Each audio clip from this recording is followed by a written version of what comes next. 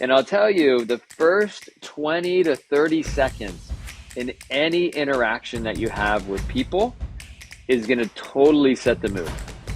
That they said that most people in my role and that do what I do just go in and meet with the CEO and the president of their company, and they just kind of wave when they walk by everybody. The highest level of storytelling is actually telling it in first person, in present tense, right? So telling a story about when you were there and I was with this person and this is how they reacted and we were doing this.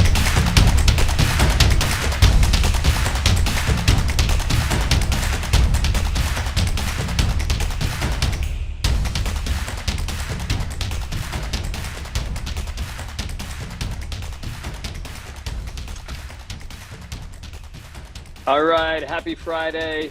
Welcome to the Clear Channel for all you guys who are joining us for the very first time. I know we've been off for a week or two. I was traveling a little bit out to the West Coast, but thanks so much for jumping on today. If you're joining us on online and you're watching the recording back, just want to share with you, the Clear Channel was created 2-3 years ago.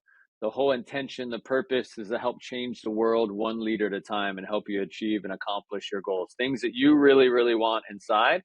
And things that you want for your life and your family. So today's topic, I'm excited. I want to help people, anyone that's maybe in the sales industry or anyone that's in a leadership role, to make an impact on what they're doing on a daily basis. So I'm going to give you three tips today on building your confidence and how to come across more confident, and also how to be charismatic.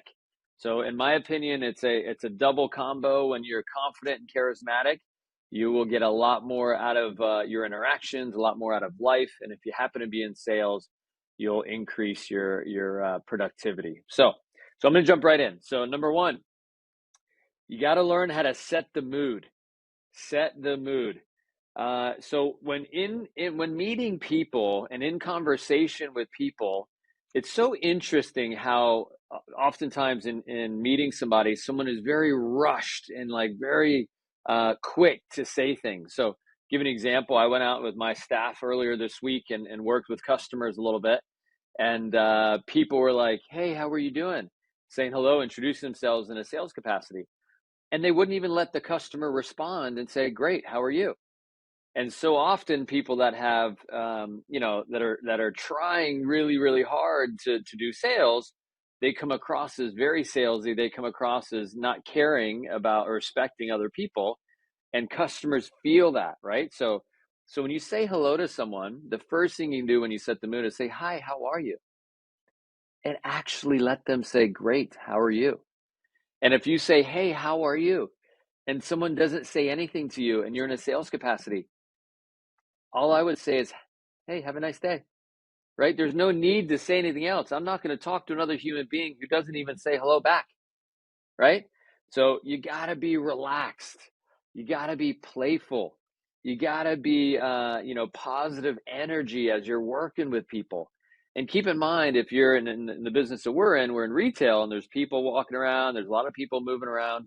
So if you say hello to someone and that customer is just not interested, or they're moving on and they're busy, whatever, how you respond to that interaction is actually setting you up to either accomplish and move forward on the next one, or it's going to get in the way. So sometimes what happens is when people say, "Hi, how are you?" they go through some type of sales pitch.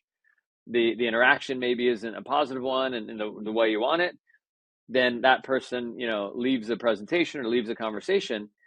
If you don't turn around and have an initial, "Hey, no worries, have a good day," and you just, "Okay, cool, no problem," the next person that you're about to talk to, the next presentation, the next thing you're going into, they're watching how you actually left that previous one. So I call it the RBF. If you have a resting bitch face, you're not going to do well in sales, right? So you got to let it go. You got to say, "Hey, how are you?" "Oh, okay, no worries. Have a good day." "Hey, how you doing?" Right? And you got to be positive and move on and let go of the nose. So you got to be relaxed. You got to be playful. And high energy, and that builds confidence, and not just confidence inside of you, but confidence in people that are interacting with you, and they're going to give you a shot, give you a chance. And I'll tell you, the first 20 to 30 seconds in any interaction that you have with people is going to totally set the mood. So again, if you're coming off and you're like, hey, how you doing? You're really high energy, really aggressive, it's going to get people to back off. If you're like, hey, how are you? And you're looking people in the eye and you're having a good tone, right? And you have, good body language, normal human beings will say, good, how are you? And that'll be your way into the next step of the conversation. So, number one tip to being confident and charismatic and coming across to people as someone that they want to talk to is learning how to set the mood. Number two is when you're interacting with people and you're in a presentation, you're in leadership, you're in a meeting, right? So I just walked out in my office this morning and I looked around and I was watching how many people were interacting. It was very interesting to me how many people were not interacting. They were kind of just to themselves. And we're in a sales culture, right? And so I just mentioned to some of my top leadership, I said, hey, so why wouldn't people be chatting, be talking and be interacting and working on things and picking things up? And the reason is they may not know how important it is to interact with all parties in a room. When you start interacting with people, especially ones you don't know, you just walk in and you say, hi, how are you? Good morning. How are you? Hey, hey, how's it going? Hey, go Lions. I see your Lions jersey on, right? If you don't take the time to have that initial connection and you create that opportunity, then it may be you may not be able to come across as confident as you may want to among your peers or among coworkers in a business meeting. When I go into the business meetings and there's executives of companies and we're negotiating things, it's super important. I walk in and say, hey, how are you, Ken? Nice to meet you. And then I go to the next, and I go to every single person in the room. And even more importantly than during that meeting, there's sometimes that you're waiting in the lobby of an office. You're in a space where you're not actually interacting with the decision maker, the people that are involved with or making decisions on what you're there for. The I call them gatekeepers or the lobby staff. Super, super important that you're kind to them. I can't tell you how many times over 20 years that I've been interacting with a recruit, and we'd have them come to our office, or they would, coming in to visit us. And I'll tell you, there's numerous times, unfortunately for the recruit, that they would call the office and they would speak to someone on our staff. And they were just maybe flustered a little bit because it was, the weather was bad outside, or they were late because they have limited time management skills or whatever, but their energy came across to our whoever answered the phone, one of our managers or one of our assistants or whatever, and they were rude. They were actually rude to our staff, and then they came in and then they met me. They were great. Oh yes, I'm this, I have this background, I have this degree, I have this master's, blah blah, and all fantastic. And I'm evaluating the candidate and whether or not I want them to be a part of our culture and our team. And I pull in the staff and I literally ask, hey, how's the interactions? Can I get some feedback? How was your experience with them on a second interview? How's your experience in the initial contact, right? These are questions that if I'm not sure. And I can't tell you over the years how people were one way in front of me and our senior leadership, and they were completely different in front of the staff. And I'll tell you, I think you learn a lot about someone and how they treat everyone, not just treat people that something is they're going to get something out of the conversation. So what I've learned is, especially in sales, when you're in a presentation, sometimes we and what we do in retail, we interact with a husband, a wife, some kids, some maybe a boyfriend, girlfriend, and there's like 3 or 4 people that are around the conversation. It is so, so important that you interact with everyone, right? And you build a relationship individually with everyone, not just the person that makes the decision, right? Because most people, if they get a sense that you're only going to build a relationship with them because you're going to get something out of the conversation, then they're going to see right through that, right? People don't want to work with people just because you're going to get something out of it. They want to work with people they like and people that are kind and people that are good at what they do. So if you want to come across as charismatic, confident, and not fake, make sure you interact with everyone when you walk into a room. Shake their hand. If you're new on staff, shake their hand. Hey, my name's Ken. Great to meet you. Hey, I didn't get a chance to work with you yet. Where are you from? Well, are you a Lions fan? Like, whatever. I mean, the Lions, they're winning right now, so that's the hot topic, right? But the point here is that first 3 to 5 seconds and that first minute or two when you're entering a room can determine how much effort other people go. So give an example. We do a team night or an office night or whatever. What I'm most interested in at office night is one, who shows up, right? Because it tells me a lot about how much they, the culture means to them and how much they appreciate, taking time outside of work. Because to be fair, there's some companies in the world that don't do it. They just, hey, go to work and go home, and it's just fine. And the my kind of people, and I think our kind of people in the industry in our office and what we are is we want people to definitely enjoy that part of our organization. Um, and I'll tell you, I mentioned a minute ago, I was out in California, right? So a big learning lesson for me and maybe for others is, I have a client and a broker out there that I've worked with for 20 years. And what I did when I was out there, I sat down with different people in different roles that interact with our relationship. And there's some payments teams, there's some, device teams, there's some, sales quality teams, people that I interact with a lot.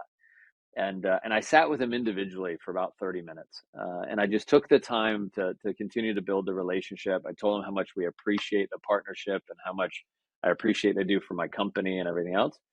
And the feedback I got afterwards, it actually caught me off guard. I didn't even realize it.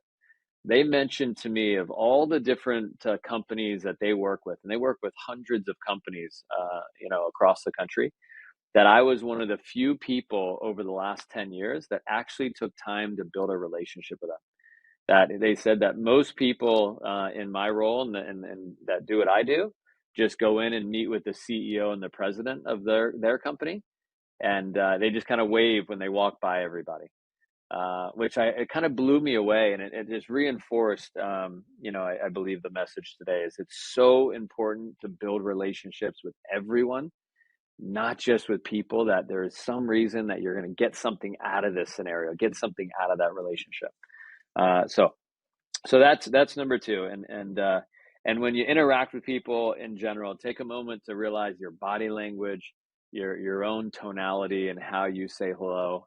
How if you have a nice handshake, things like that. But greeting people is vital.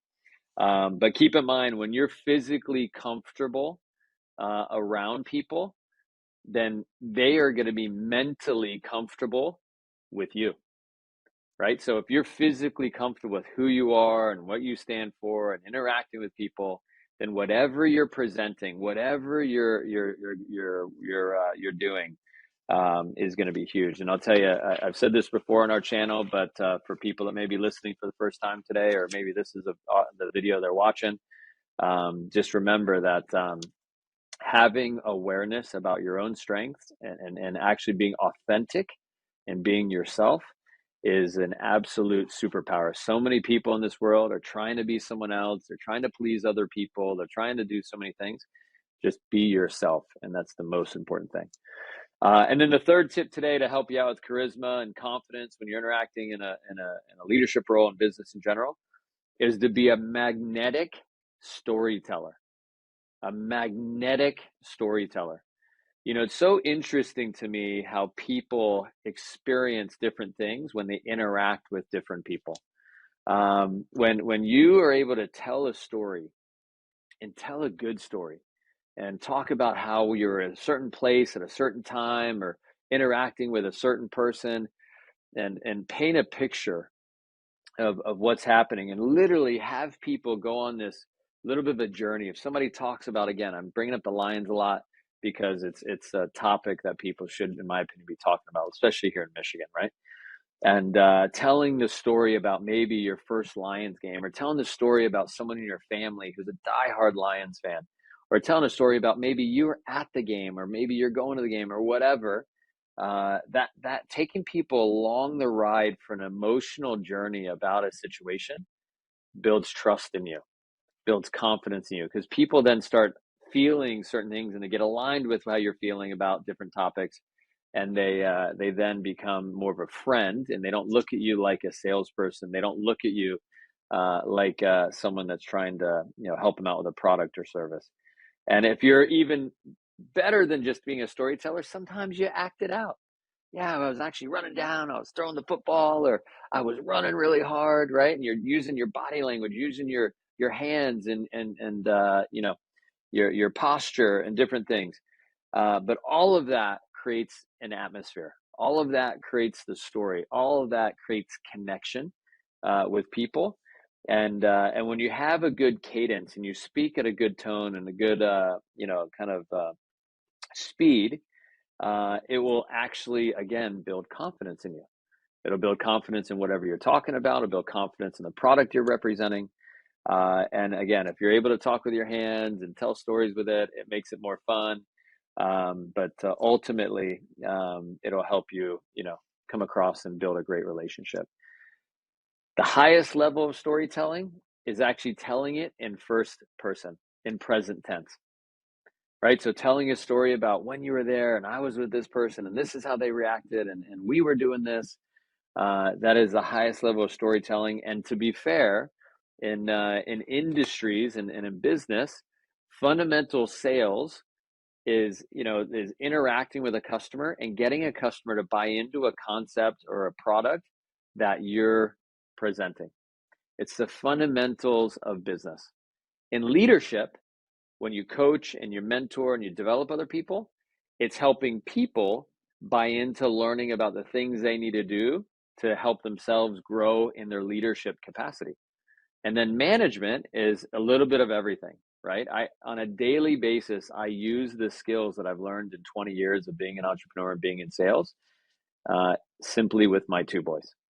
Probably the biggest sales job of my life, getting my kids, people I've created, right? Which, this is called free will. I've learned this a long time ago, is you can't change people. All you can do is present to them and then they make decisions, and hopefully they make great decisions. And I'm learning this more than ever with my kids. I could present something perfectly, in my opinion, and they could be like, nope, I'm going to do this. And then I got to have indifference. All right, well, I wouldn't do that. Let's see how it works out. And then a few days later, when it doesn't work out for them, they come back with their tail between their legs. And they're like, okay, what should I have done, Daddy? All right, well, let me walk you through this. This is what I would have done. And hey, by the way, if you want to have a better result sooner, you should talk to me before you make a decision and trust my judgment and trust my life experience to help you not make this mistake next time. But then again, if they're anything like me, they're going to be hard-headed, because I am quite hard-headed and have been. But just want to review again, if you want to have more confidence, you want to have more charisma and accomplish your goals, today is all about confidence, all about charisma. You'll see it in a ton of different industries. You'll see it with lawyers. You'll see it with doctors. I've interacted with an orthodontist recently. My little guy got some braces. All of these skills, it's again very interesting. When my son was getting his braces, again, I hadn't met the orthodontist before. First thing he walks in, hey, Mr. Lear, nice to meet you. Hey, Brady, how are you? Good to see you again. How's your spacer? Hey, Mason, how you feeling today? You ready to do this? And it was exactly what I'm talking about. He did with us when we met with them for the consultation, and then also for the actual things they had to do. But 3 tips to be confident and charismatic. Number 1, be aware of how you set the mood and how your own posture and how relaxed you can be can make a difference. Even when people are super high or super low, again, all that stuff does matter. Number 2 is greeting all parties in your interactions, greeting all parties when you walk into a room or you get into an interaction with people. Super, super important. And then last but not least, being a magnetic storyteller. Those 3 things, I promise you, if you implement some of those things today, you're going to be able to accomplish a lot of your goals. So happy Friday, everybody. Thanks for jumping on the Clear channel today. If you haven't subscribed, please subscribe. You can follow us on YouTube, obviously on the TikToks of the world, the Instagrams, all those. But you guys have an amazing day, and we'll talk to you soon. Take care.